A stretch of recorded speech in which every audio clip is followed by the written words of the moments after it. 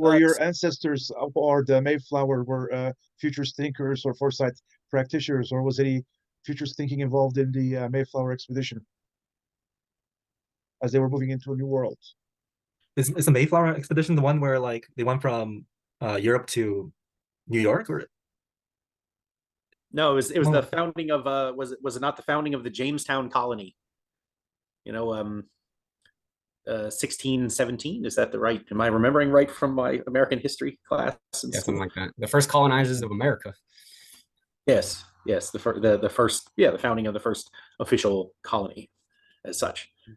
But yeah, I this was not something that I learned this years and years later. This is not the writing of the social contract aboard ship on the way there was certainly not something that was included in the elementary school history class. But yeah, the concept of it, I mean, wouldn't it be inherently, in a sense, futures planning? I mean, they hadn't even arrived there yet, but they were formulating this agreement, this coming up with new ideas and concepts of, yeah, how are we going to conduct ourselves? How are we going to cooperate as a new society, essentially, upon arrival in this new world, as they characterized it.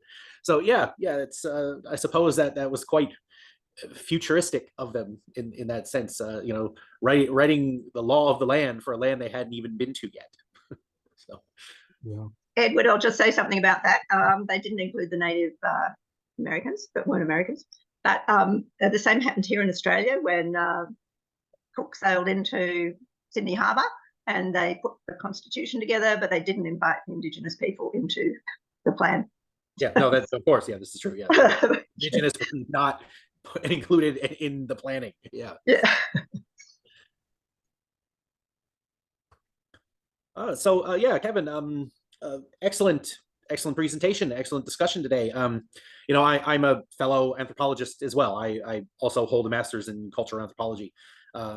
So yeah, what you've said is kind of resurrected aspects of the discipline that I hadn't actively thought of in quite a while. But I see a lot of it embedded in my own thinking as well. To the point where, like, oh yeah, that's kind of a new idea for folks that didn't study cultural anthropology. But yeah, the idea of I really like your conceptualization and your approach to decolonization.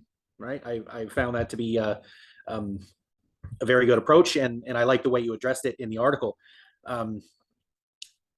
So yeah, I appreciate the time. I appreciate the topic very much. So.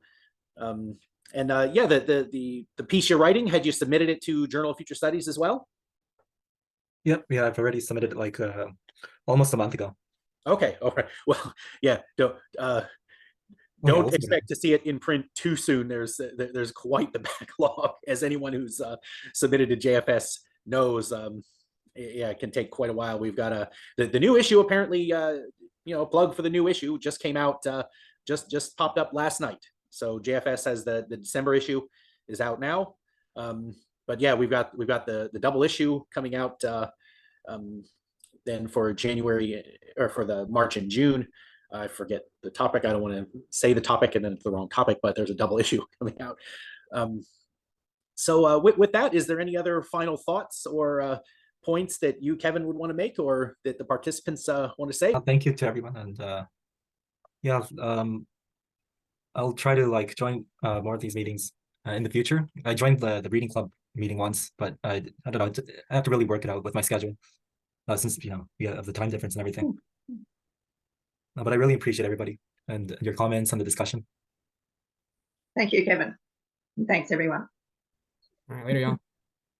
Of course. All right. Well, folks, that's all for the day. Then we'll cut the recording here and wish everyone a good day, or evening, or morning. Good day.